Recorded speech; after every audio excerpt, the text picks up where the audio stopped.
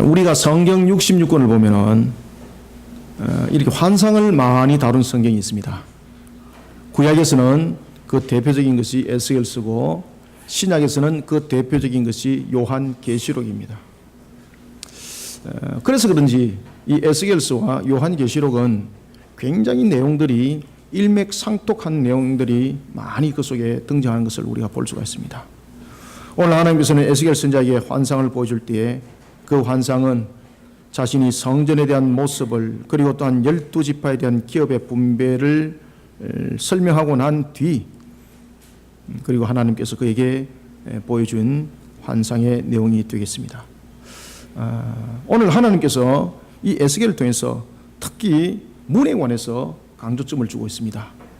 그것은 바로 동서남북 그리고 성경에서는 그 방향을 북쪽, 동쪽, 남쪽, 서쪽이라고 명시를 하면서 그 각각 방향에 세 문을 두면서 여호와의 산마라 이러면서 성경을 마무리해 버립니다. 우리는 오늘 에스겔서를 통해서 하나님께서 왜 북, 동, 남, 서에 세 문을 두면서 마지막에 딱 정리를 할 때에 여호와의 산마라 하리라 라고 마무리를 하고 에스겔서가 끝냈는가라는 것입니다. 굉장히 의미가 있습니다. 왜 하나님은 에스겔서를 통해서 마지막 부분에 성읍의 12문을 말했을까? 하나님께서는 12지파가 거주할 성읍의 문을 마지막으로 거론한 이유는 여러분들 무엇이겠습니까? 그런데 사뭇 궁금한 것은 이 12문을 이야기를 할 때에 그 순서가 동쪽이 먼저 시작되지 않더라는 것입니다. 우리가 성전에 관해서 성막시대에 그 문은 동쪽이었습니다. 그리고 또한 에스겔서는 동쪽 문은 하나님의 영광이 들어온다 그랬습니다. 그리고 영광의 그 빛이 그 땅에 임한다 그랬습니다. 그런데 오늘 본문에 보면 성읍에 관해서 그 내용들을 다룰 때에 일절 그런 이야기를 하지 않습니다. 그러면서 그 시작점을 북쪽으로 시작하고 그리고 동쪽과 남쪽과 서쪽으로 마치고 그리고 난 뒤에 맨 마지막에 여호와 산마라 이게 핵심입니다. 이게. 왜 하나님께서는 각 문마다 지파의 이름을 여러분들 겸용했겠습니까? 무슨 이유 때문이겠습니까? 그것은 하나님이 원하는 바가 있다는 겁니다. 그리고 오늘 여러분들이 오늘 주목해야 될 것은 각 문뿐만 아니라 각 방향에 4,500척에 관해서 동일한 청량을 계속 이야기를 하고 있는 것은 어떤 의미를 가지고 있을까? 왜 이것을 계속해서 강조하면서 마무리를 했을까? 그러면서 왜 여호와의 산마라고 말했을까? 굉장히 의미가 있다는 겁니다. 오늘 우리는 성읍의 각 문을 마지막으로 설명하면서 이스라엘을 비롯한 하나님의 택한 백성들에게 메시지를 던져주고 있습니다. 이 문자 자체가. 그러면은 하나님은 세상을 향하여서 그리고 우리를 향하여 오늘 이 12문과 그리고 또한 하나님께서 말씀하신 이 4,500척에 관한 이 내용들을 통해서 우리에게 무엇을 원할까? 하나님은 과연 이 12지파의 그 문들을 통해서 성읍의 문들을 통해서 이 문들이 어떤 역할을 하기를 원했을까? 그리고 또한 우리를 향해서는 어떤 의미 속에 오늘 이 본문들이 다가오고 있을까? 사랑하는 성도 여러분, 하나님은 우리로 하여금 과연 어떤 문으로서 어떤 문의 모습으로 우리로 하여금 세상을 향하여 세워지기를 원하고 계실까요? 우리가 이것을 세 가지로 한번 요점 정리해서 보도록 하겠습니다. 먼저 우리가 30절을 한번 읽어보고 우리가 첫 번째 하나님이 어떤 문을 원하시는지 우리가 보도록 하겠습니다. 30절을 읽습니다. 시작. 그 성읍의 출입구는 이러하니라. 북쪽의 너비가 4,500척이라. 아멘. 여러분, 이 4,500척이라는 것은 그 성읍이 상당히 크다는 이야기입니다. 지금 현재 우리에게 주었던 이 4,500척은 사실은 크기를 말하고 있는 것이 아닙니다. 우리는 일반적으로 4,500척이라 그러면은 야 이거 규모 제법 되네. 그리고 여러분들이 잘 아시는 것처럼 이게 전체적으로 18,000척으로 4,500척, 4,500척 이래서 그리고 북동 남서를 다 합쳐서 33절에 보면은 18,000척이라고 말하고 있는데 그것을 길이로 측정을 하면은 약 10km가 조금 안 되는 한 9.5km 정도 굉장히 크죠. 굉장히 크죠, 여러분들요. 그런데 하나님은 오늘 그 크기를 주목하라 말하지 않습니다. 하나님은 오늘 이 본문을 통해서 우리에게 무엇을 주목하기를 원하고 우리의 신앙들이, 우리의 관점들이 어떻게 세워지기를 원하는가. 먼저 첫 번째, 오늘 여러분들이 이 속에서 주목해야 될 것이 있는데 그것은 뭔가 하면은 먼저 북쪽이 등장했다는 겁니다. 동쪽이 먼저 등장한 것이 아니고. 그런데 북쪽이 등장할 때에 이 북쪽의 문에 누가 이 속에 거명이 되는가 하면은 로벤과 레위는 괜찮다고 볼 수가 있는데 유다가 이 속에 거명이 되고 있습니다. 여러분, 우리가 민수기라든지 신명기를 주목하시면은 유다 지파는 항상 어느 방향 속에 서 있었습니까? 그렇죠, 동쪽. 이 성경 공부를 갖다 열심히 하니까 뭐 대답도 너무너무 잘하고 동쪽. 그죠? 이 동쪽은 굉장히 의미가 있는 쪽입니다. 그런데 유다 지파가 여러분 동쪽에 있지 않습니다.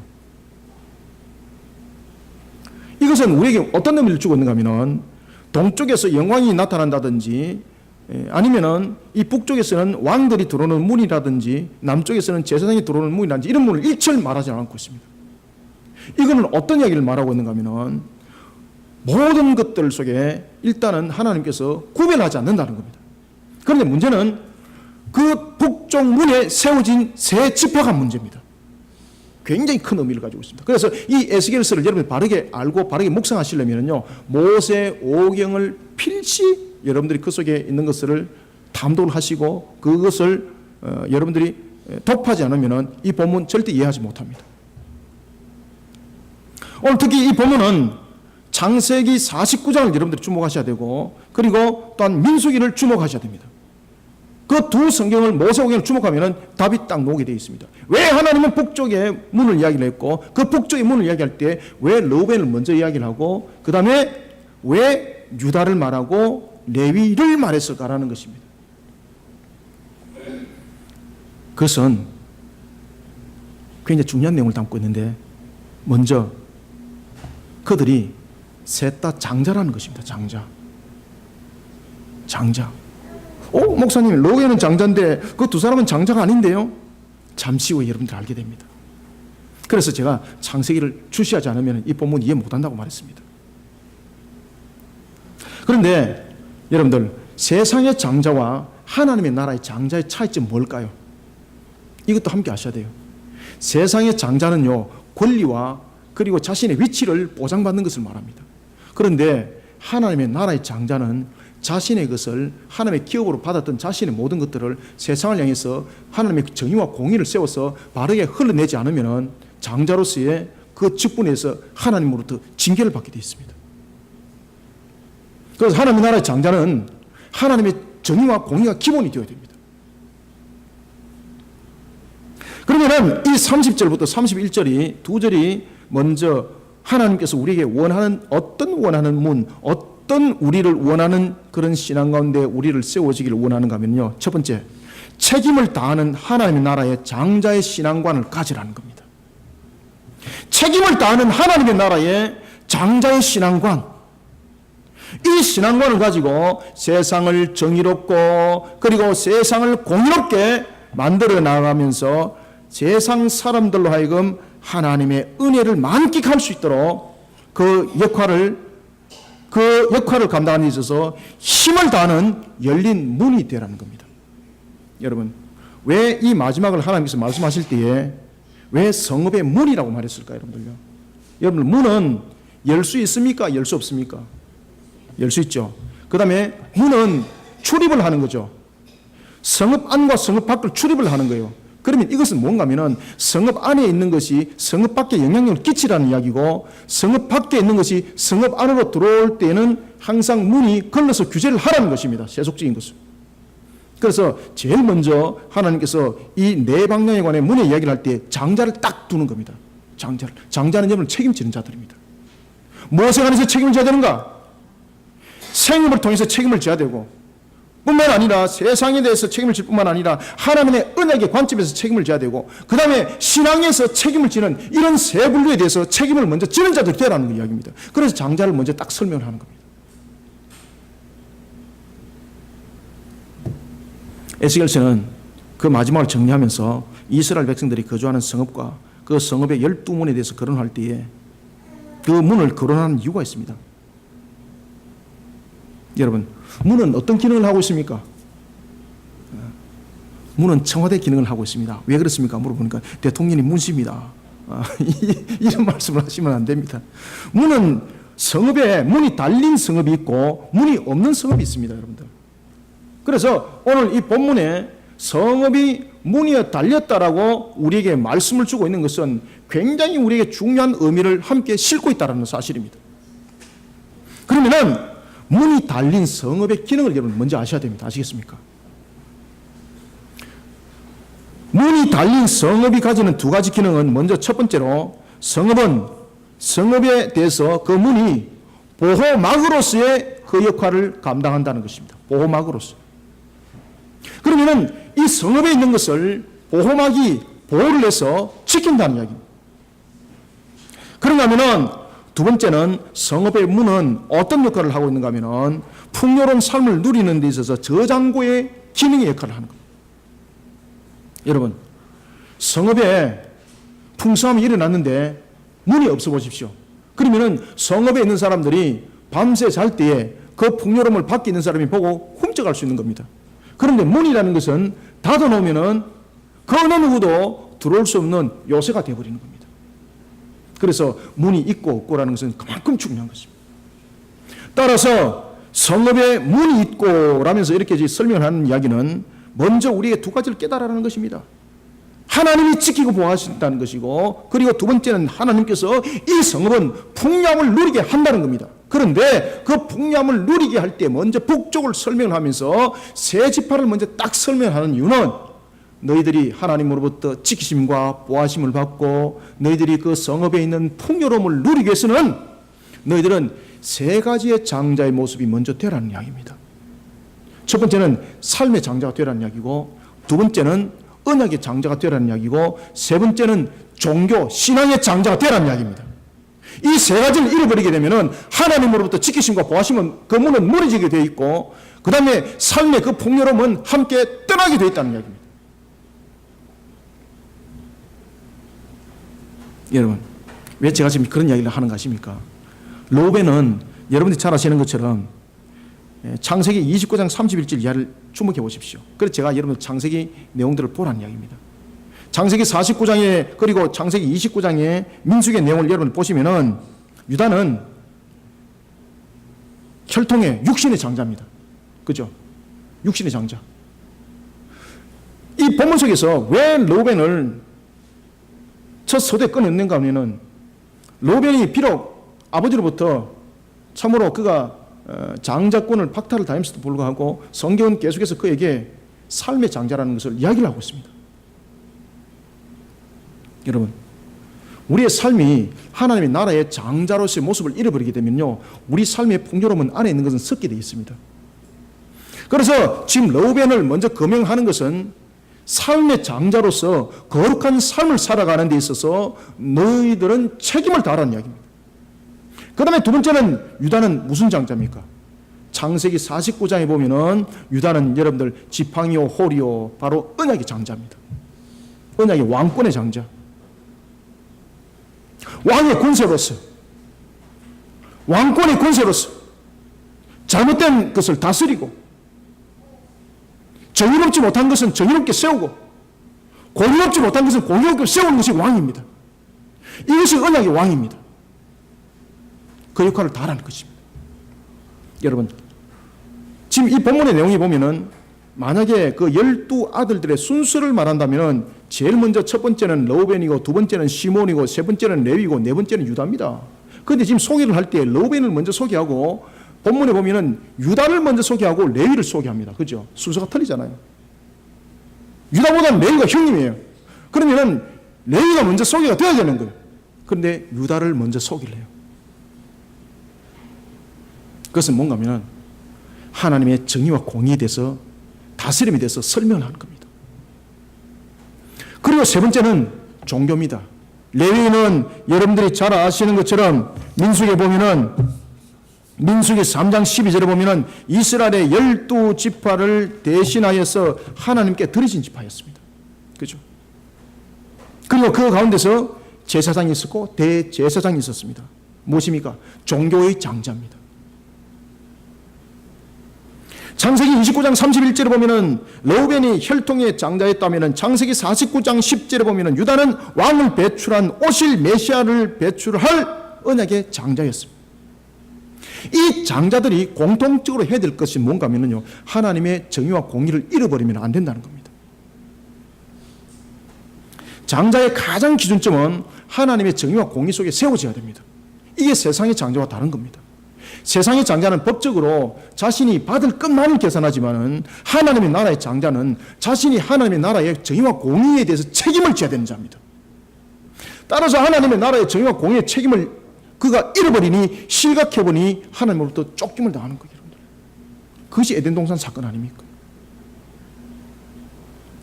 우리의 여러분들 삶이 무너지면은 모든 것은 다 무너지게 되어 있습니다.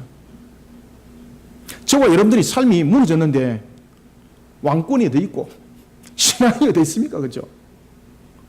그런데 우리의 삶이 하나님의 정의와 공의로 세워져야 합니다. 아무렇게나 세워져서는 안 됩니다. 그래서 성읍에 문이 있고 그 문에 먼저 북문을 설명을 하면서 이 성읍이 번성하고 그리고 또한 이 성읍이 하나님의 복을 그대로 누리기 위해서는 제일 먼저 우리의 삶의 공의가 세워져야 하고 그리고 또한 하나님의 왕권에 대한 다스림에 대한 강력함이 하나님의 정의와 공의로 세워져야 하고 뿐만 아니라 우리의 신앙이 하나님의 정의와 공의로 세워졌을 때에 이 문은 안으로는 풍요로움이고 밖으로서는 세속적인 것들, 타락의 것들, 음란한 것들을 막아주는 문이 될 뿐만 아니라 세상을 향해서는 우리가 영향력을 끼치는 하나님의 은혜를 끼치는 그런 장자의 기능을 한다는 이야기입니다. 그래서 오늘 이 본문이 난해하지만은 모세오경을 언약의 관점적인 측면에서 직시를 하게 되면은 이 본문이 에스겔서를 왜 이렇게 마무리했는지 정말로 눈물이 날 수밖에 없습니다. 제가 이 말씀을 제가 과거에 깨닫고 얼마나 하나님께 제가 감사했는지 모릅니다. 야, 하나님 감사합니다. 이 무지한 저에게 이런 깨달음을 주시고 참으로 이런 무지한 저에게 이런 하나님의 말씀이 열리게 하시고 참으로 감사합니다. 하나님은 우리에게 원하는 것이 있습니다. 삶의 장자가 되라는 이야기입니다. 하나님의 정의와 공의를 바르게 세우는 삶의 장자가 되라는 이야기입니다. 뿐만 아니라 하나님의 왕권을 가지고 악한 것들을 향해서 선포할 수 있어야 되는 것이고 하나님의 정의와 공의를 가지고 살아가는 데 있어서 굽힘이 없으는 그런 왕권이 되는 이야기. 그런가 하면은 신앙적인 측면에서 흔들림이 없으라는 겁니다. 흔들림이 없으라. 사랑하는 성도 여러분, 북쪽의 세문은 바로 장자권을 대표하는 문이었습니다. 삶을 대표하고 언약의 관점에서 대표하고 영적의 관점에서 장자로서의 우리는 어떤 모습으로 세워져야 되는가? 하나님의 나라의 공동체는 이와 같이 장자의 신앙관으로 공동체를 정의롭고 그리고 공의롭게 만들어가는 일에 있어서 나는 헌신자가 되라는 이야기입니다. 먼저. 그리고 그 문을 출입하라는 것입니다. 이런 자격을 갖추지 않다면 그 문을 출입하지 말라는 것입니다. 왜? 이런 자격을 갖추지 아니하고 그 문을 출입할 때는 그 문은 이미 세속화가 되어버리고 문이 없는 것과 똑같다는 이야기입니다. 사랑하는 성도 여러분, 우리는 하나님의 나라의 장자의 신앙관을 가져야 합니다. 삶의 장자의 신앙관, 왕권의 장자의 신앙관, 그리고 신앙의 장자의 신앙관, 이 세 가지 관점을 필시 가져야 합니다. 그래야만이 저와 여러분들이 드나드는 인생의 문이 영광의 문이 되는 겁니다. 그래서 하나님이 북문을 먼저 소개를 하는 겁니다. 세상의 장자는 자기 것을 그리고 자기만의 것을 돌이켜보지만은 하나님의 나라의 장자는 자신의 것을 나누어주는 것입니다. 자신의 하나님으로부터 받은 조그만 은혜라도 귀하게 여기고 세상을 향해 그 은혜를 흘려보내는 하나님의 나라의 장자, 이 장자의 신앙관을 하나님은 기뻐한다는 것입니다. 오늘도 세상 사람들이 하나님의 은혜를 만끽할 수 있도록 그 역할을 힘있게 감당하는 열린 문의 장자가 되기를 주님의 이름으로 축원합니다. 그 다음에 두 번째는 우리가 어떤 하나님이 원하시는 문이 되어야 되는가? 첫 번째는 북문, 기억하시기 바랍니다. 장자의 신앙관을 가져야 된다. 장자의 신앙관. 어떤 장자의 신앙관? 삶의 장자의 신앙관. 어떤 신앙관? 왕권의 장자의 신앙관. 어떤 장자의 신앙관? 종교의 신앙의 장자의 신앙관, 이것을 가져간다. 그리고 두 번째는 오늘도 하나님께서 우리에게 이제 주시는 동문과 남문과 서쪽문이 있습니다. 우리는 이 세 문을 향해서 깨달아야 될 것이 있습니다. 먼저 32절 한번 읽고 말씀드리겠습니다. 함께 읽습니다. 시작. 동쪽의 너비는 4,500척이니 또한 문이 셋이라. 하나는 요셉 문이요 하나는 베냐민 문이요 하나는 단 문이며. 아멘. 저는 과거에 이 내용들을 몰랐을 때는 참 에스겔서 할 일 없다, 계속해서 담 쌓는 이야기나 하고 있고 문 이야기하고 있고 그러면서 끝내버립니다. 성경 전체 66권에서 문에 대해서 제일 많이 이야기하는 성경이 어디일까요, 여러분들요? 에스겔서입니다. 에스겔서. 성전의 문에 관해서 이야기를 하고 있고, 뭐 제사장의 문에 관해서 이야기를 하고 있고, 또 오늘 또 마지막으로 마치면서 성읍의 문에 관해서 이야기를 하고 있고, 왜 자꾸 문을 갖고 이야기를 할까, 그렇죠? 답이 있다는 이야기예요. 이유가 있다는 이야기예요. 그래서 이것을 여러분 아시기 위해서는 하나님께서 우리에게 주신 열의 말씀을, 모세오경에 대한 말씀을 알지 못하면 이 부분들에 대해서는 열쇠가 열리지 않는다는 겁니다. 먼저 우리는 저와 여러분들이 읽었던 이 본문을 통해서, 그리고 32절부터 34절 통해서 우리는 두 번째로 하나님이 원하시는 두 번째 문이 되어야 되는데, 하나님은 어떤 문을 원하실까?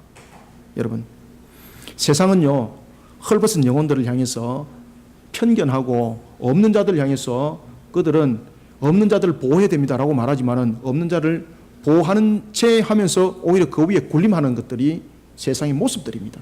그런데 하나님은 그것을 오늘 본문을 통해서 여러분 반드시 체크를 하셔야 됩니다. 하나님은 거기에 대해서 강력한 메시지를 던지고 있습니다. 강력한 메시지를. 그러면 우리는 두 번째 어떤 문이 되어야 되는가?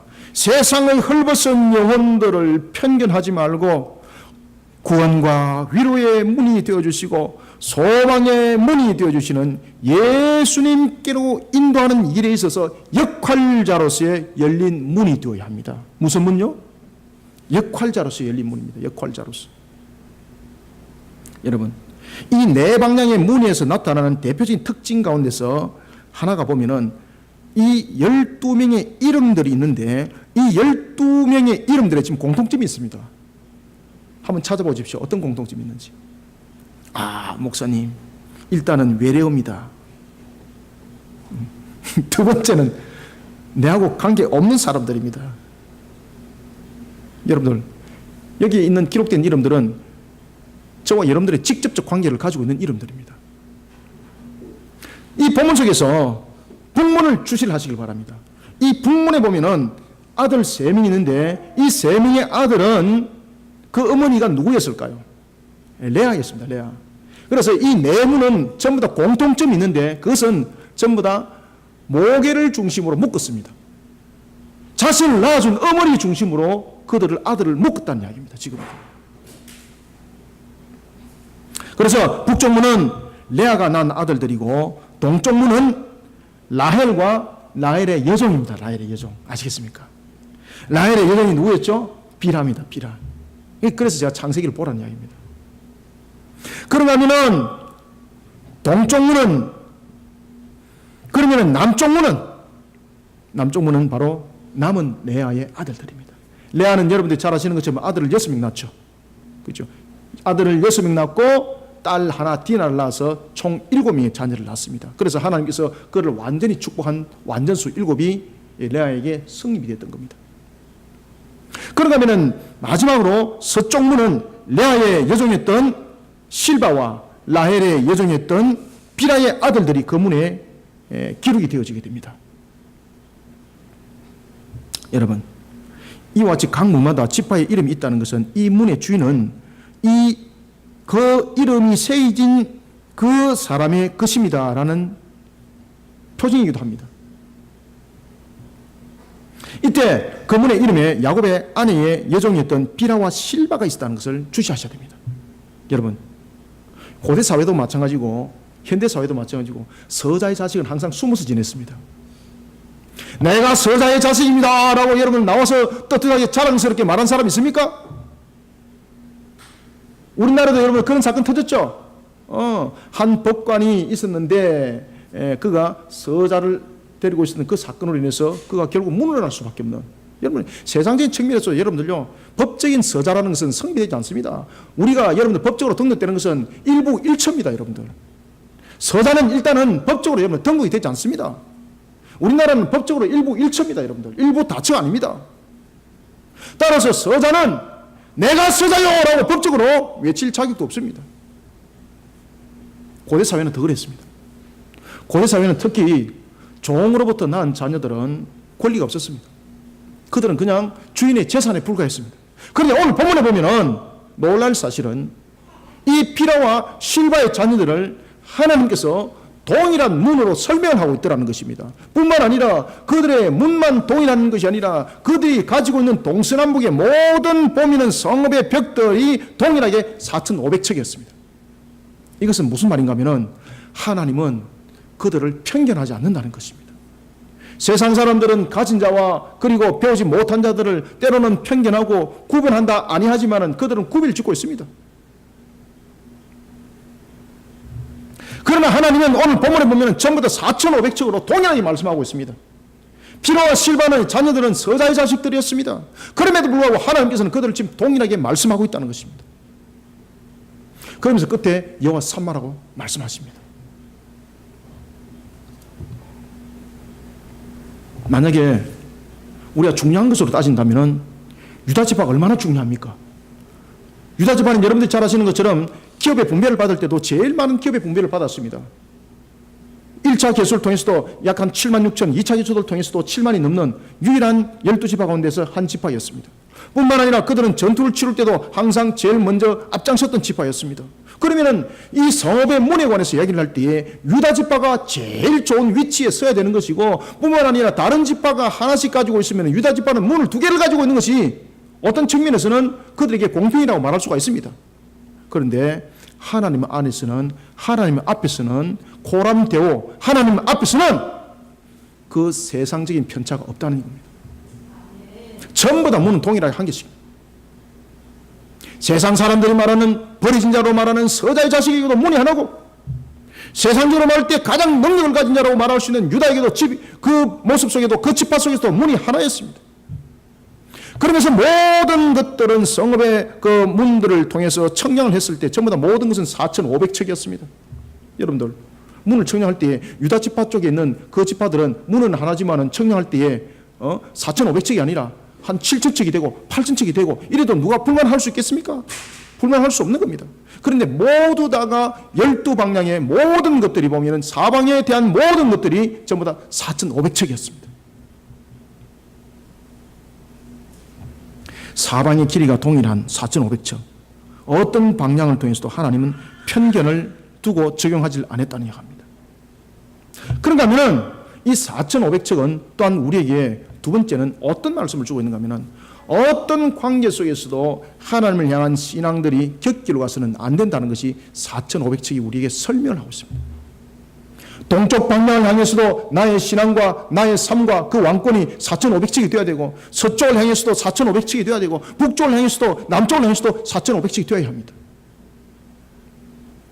교회 속에서는 4,500척인데 교회 밖에 나가는 순간 집에서는 2,700척 되어버리고 직장에 나가니까 150척이 되어버렸더라. 이렇게 하지 말라는 것입니다.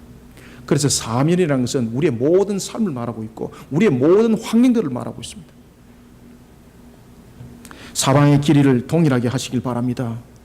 어떤 방향 속에서도 편견이 적용되지 말아야 될 것은 편견만이 아니라 우리의 신앙과 우리의 삶과 우리의 모습 또한 그리스도인으로서 그 모습들이 흔들어짐 없이 나타나야 된다는 것입니다. 사랑하는 성도 여러분, 하나님의 나라의 백성은 누구를 막론하고 이와 같이 우리에게 권리만 있는 것이 아니라 4,500척 속에는 의무도 함께 있다는 것을 우리에게 설명을 하고 있습니다. 세상에 헐벗은 영혼들은 못 뺐다고, 가진 것이 없다고 세상 사람들로 하여금 내침을 당하지만은 하나님은 이 4,500척을 통해서 모두 다 하나님의 형상이라고 말씀하고 있습니다. 세상 사람들은 그들을 인격적으로 무시할 때 하나님은 4,500척을 통해서 그들을 인격적으로 품으셨습니다. 우리는 세상을 똑바로 직시할 수 있어야 됩니다. 그러기 위해서는 그런 우리가 편견을 가지지 아니하는 그런 우리의 영적 시야를 가지기 위해서는 우리의 모습 자체가 항상 삶이 4,500척이 되어야 합니다. 삶의 4,500척, 신앙적인 측면에서 4,500척, 나의 생각에 대한 4,500척, 흔들림이 없어야 합니다. 만약에 이 속에서 벗어나 버리면 내 자신이 나중에 편견자가 되는 겁니다. 내 자신이 나는 그리스도인인데 이러면서 세상 사람들에게 말하면서 손가락질하면서 이런저런 것들이 이렇게 소리가 나오는 겁니다. 사랑하는 성도 여러분, 우리가 스스로 편견의 성문을 만들어 놓은 것은 없는지 그 성문을 신앙의 바른 잣대를 통해서 수정해야 합니다. 누가복음 14장 13절과 14절 여기에 대해서 또한 답을 주고 있습니다. 잔치를 베풀려거든 차라리 가난한 자들과 몸이 불편한 자들과 저는 자들과 명인들을 청하라. 그리하면 그들이 갚을 것이 없으므로 네가 복이 되리라. 아멘. 자신이 느끼고 아는 것은 신앙이 4,500척인데 실질적으로 행동하는 것은 2,500척이 되지 말라는 겁니다. 그래서 가난한 자, 저는 자 그들을 청하라는 것입니다. 그 속에 하나님의 택한 백성이 있다고 말입니다. 사랑하는 성도 여러분, 세상에 헐벗은 영혼들 향해서 우리는 편견의 문이 되어서는 안 됩니다. 그러기 위해서는 우리 스스로가 사방이 4,500척이 세워져야 합니다. 삶의 4,500척, 신앙의 4,500척, 나의 생각의 4,500척, 세상을 향해서 나아가는 나의 모습 속에서도 모든 것이 4,500척이 되어야 합니다. 그런 역할자의 문이 되어야 합니다. 만약 이것이 삐뚤어지게 되면 우리는 잘못된 역할자가 되어서 하나님의 영광을 가릴 뿐만 아니라 세상 사람들을 향해서 이런 소리를 듣게 되어 있습니다. 저게 예수 믿는 사람이라고? 저것이 예수쟁이라고? 야, 저것이 예수쟁이 같으면 나를 믿어라! 이런 소리를 듣게 되는 겁니다. 사랑하는 성도 여러분, 구원과 위로의 문이요 소망의 문이 되시는 예수님께로 영혼들을 인도하기 위해서는 저와 여러분들이 역할자가 되어야 되는데, 역할자가 되기 위해서는 우리는 오늘도 본문에서 주신 말씀처럼 북쪽과 동쪽과 남쪽과 서쪽에 우리의 모습들이 전부 다 4,500척이 되어야 합니다. 겉모습만 종교인이 아니라 우리의 삶이 4,500척이 하나님의 법도와 규례를 맞춰야 합니다. 이 4,500척이라는 것은 하나님의 법도와 규례에 그 청량에 맞추라는 이야기입니다. 우리가 이 4,500척이 세상의 잣대로 되면은 우리는 결국은 병들고 삐뚤어진 4,500척이 될 수밖에 없고, 그리고 우리는 그런 영향력을 끼치는 못된 자들이 될 수밖에 없습니다. 오늘도 우리 모습 속에 북쪽과 동쪽과 남쪽과 서쪽이 4,500척으로 세워질 것은 하나님의 법도와 규례로서 청량하여서 4,500척이 되어야 합니다. 따라서 우리의 삶의 규범이 하나님의 말씀이 되어야 합니다. 우리의 권세와 우리의 권위의 규범이 하나님의 말씀이 되어야 합니다. 우리의 신앙의 규범이 하나님의 말씀인 4,500척이 되어야 합니다. 이런 4,500척은 세상으로 하여금 길 잃은 영혼들로 하여금 하나님의 은혜로 인도하는 통로의 문이 될 수 있습니다. 나는 잘못된 편견을 두고 있는 것은 없는지 우리 모두 자신을 돌이켜보면서 회개합시다. 나의 삶을 통해서 4,500척이 안 맞다면 회개하고 바르게 세웁시다. 나의 신앙의 모습 속에 4,500척의 부족함이 있다면 회개하고 바르게 세웁시다. 말과 행동이 다른 부정함이 있다면 회개하고 우리의 모습들을 4,500척을 바르게 세웁시다. 하나님은 이것을 원하십니다.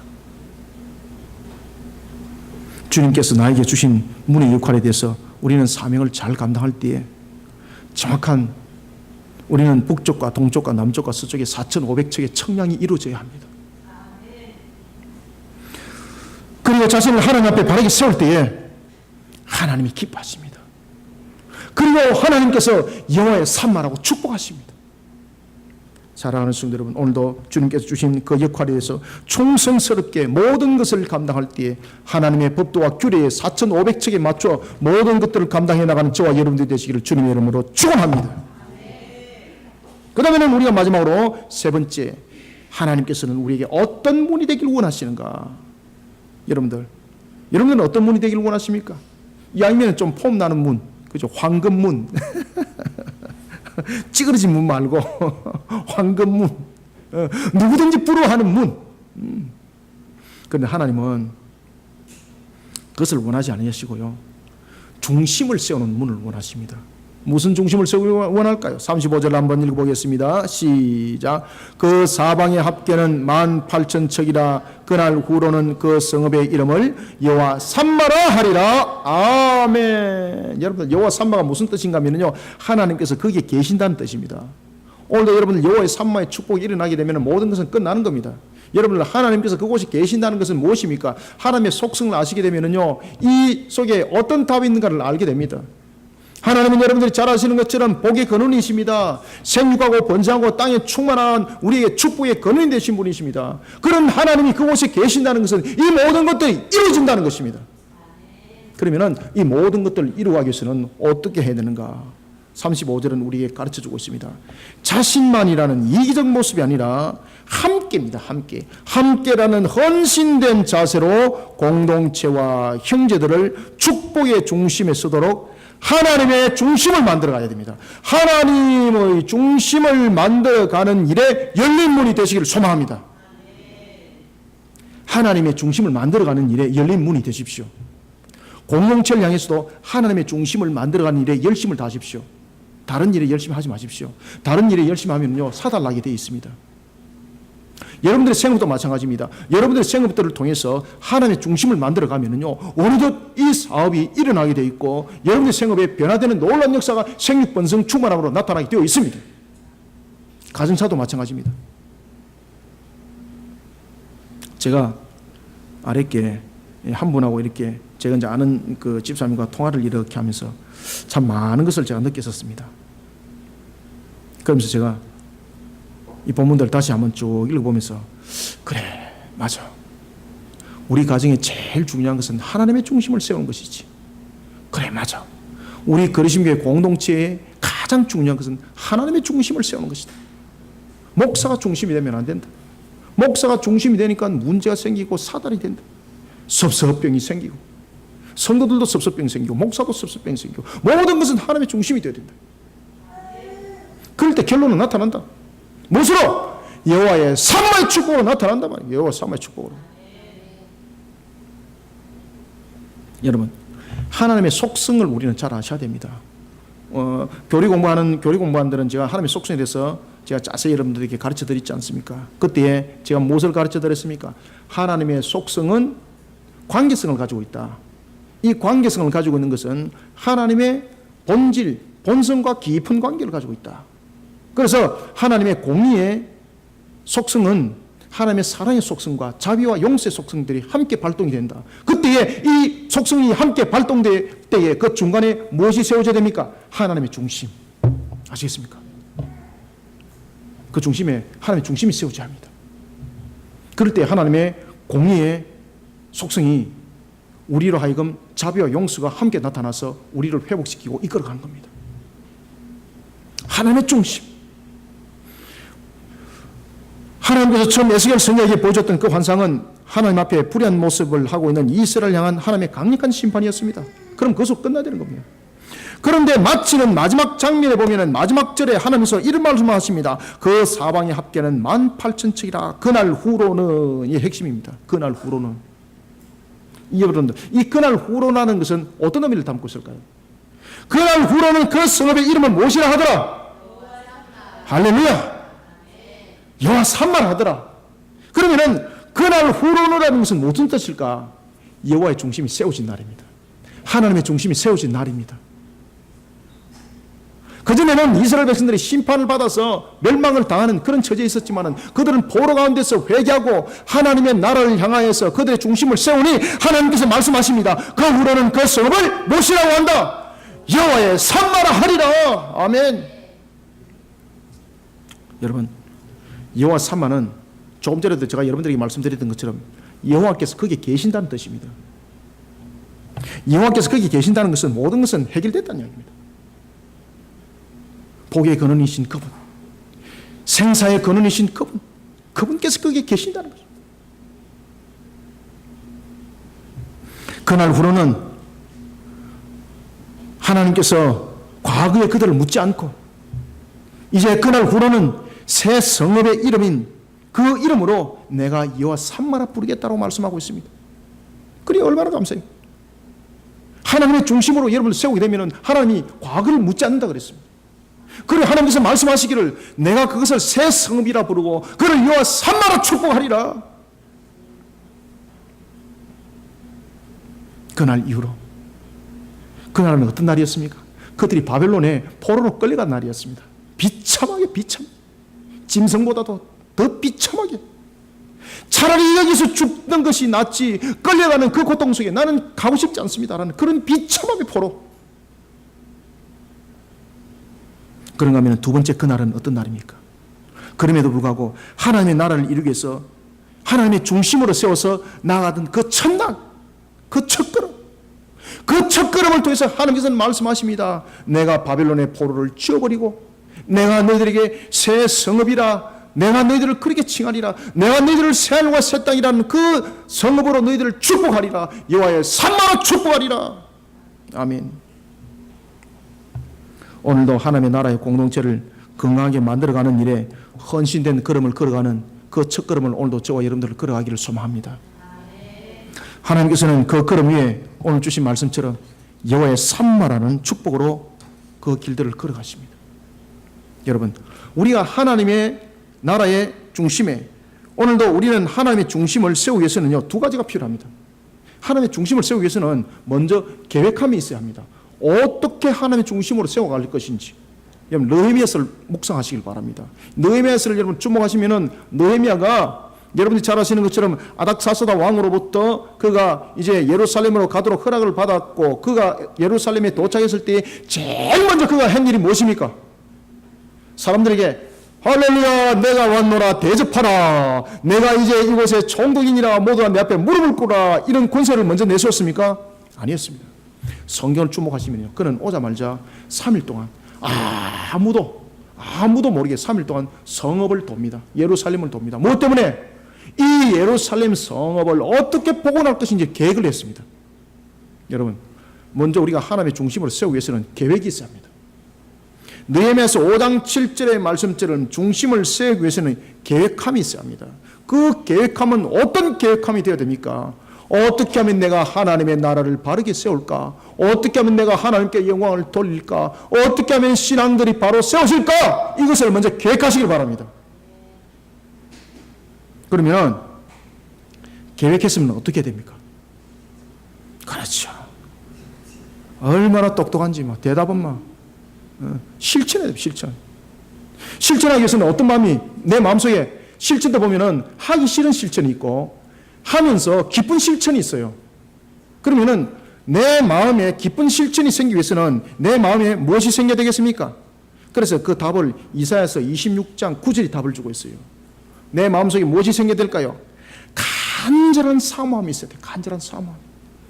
하나님의 그 모습을 우리는 닮아갈 뿐만 아니라 하나님의 중심을 만들어가는 일에 계획으로만 끝나는 것이 아니라 이것을 계획을 실천하기 위한 간절한 사모함이 있어요. 사모함. 사랑하는 성도 여러분, 여호와 삼마 하나님이 거기 계신다는 축복은 하나님의 중심이 세워졌을 때 내리지는 축복입니다. 공동체 위에 그리고 또한 우리 성도들의 모든 가정과 생업터 위에 여호와의 삼마의 축복이 내리지기를 주님의 이름으로 축원합니다. 그러기 위해서는 여호와의 중심을 세워야 해요. 여호와의 중심을 세우기 위해서는 어떻게 됩니까? 먼저 계획하라. 그 다음에는 어떻게 하라? 이사야서 26장 9절 그죠? 이사야서 26장 9절에 보면 간절한 사모함을 가져라. 간절한 사모함을. 그런 터 위에 하나님이 여호와 삼마 함께 계십니다. 복의 근원이신 그분이 함께 계십니다. 우리의 영원한 삶의 근원이신 그분이 함께 계십니다. 생육하고 번성하고 땅에 충만하라고 했던 그 언약의 그 근원이신 그분이 함께 계십니다. 여러분들이 연약함이 있습니까? 저도 연약합니다. 얼마나 연약한지. 부족함이 많습니까? 얼마나 제가 부족한지 많은지 모릅니다. 무지하고요. 아는 것 없고, 가진 것 없고, 인물도 제가 그냥 겉으로는 인물 이 정도 되면 됩니다. 이러지만은 인물도 너한테 날설 것 없고, 저는 여러분 키도 170 안 돼, 180 안 됩니다. 아무것도 내설 것 없습니다. 자랑 삼을 것도 아무것도 없습니다. 부모로부터 물려받은 유산도 없고, 또 자녀들한테 또 물려줄 유산도 없습니다. 아무것도 없습니다. 아무것도. 그렇지만은 저는 자랑 삼을 것이 하나가 있습니다. 그것은 무엇을 하든지 저는 하나님의 중심을 세우려고 발버둥을 칩니다. 저는. 그것이 저의 삶입니다.